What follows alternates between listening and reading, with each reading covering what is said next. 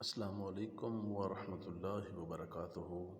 ناظرین، یہ تو سب کو پتہ ہوگا کہ رسول کریم صلی اللہ علیہ وآلہ وسلم کی بعثت سے پہلے لوگ عورت ذات کو کیا سمجھتے تھے اور کیا کیا کہا کرتے تھے اور کیا کیا کرتے تھے ان کے ساتھ۔ لیکن آج یہ جاننے کی کوشش کرتے ہیں کہ سقراط اور دیگر فلاسفر عورت کے بارے میں کیا کہتے ہیں۔ یونانی کہتے ہیں کہ عورت سانپ سے زیادہ خطرناک ہے۔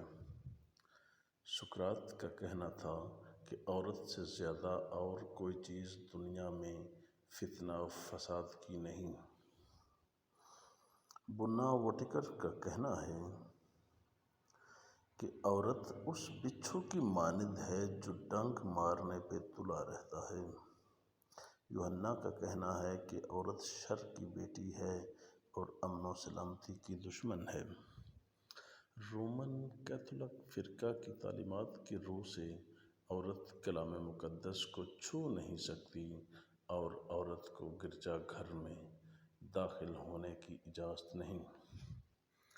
عیسائیوں کی سب سے بڑی حکومت رومۃ الکبریٰ میں عورتوں کی حالت لونڈیوں سے بدتر تھی۔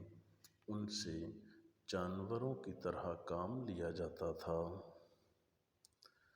یورپ کی بہادر ترین عورت جون آف آرک کو زندہ جلا دیا گیا تھا۔ دور جاہلیت کے عربوں میں عورت کو اشعار میں خوب رسوا کیا جاتا تھا اور لڑکیوں کے پیدا ہونے پر ان کو زندہ دفن کر دیا کرتے تھے۔ لیکن محسن انسانیت رحمت للعالمین حضرت محمد مصطفیٰ صلی اللہ علیہ وآلہ وسلم نے عورت کو وہ مقام و مرتبہ عطا فرمایا جو آج تک کسی مذہب میں عورت کو حاصل نہیں ہوا۔ اب اگر عورت ماں ہے تو اس کے پاؤں کے نیچے جنت ہے، بیٹی ہے تو بخشش کا ذریعہ اور بیوی ہے تو ایمان کی تکمیل کا ذریعہ، بہن ہے تو غیرت کا ذریعہ۔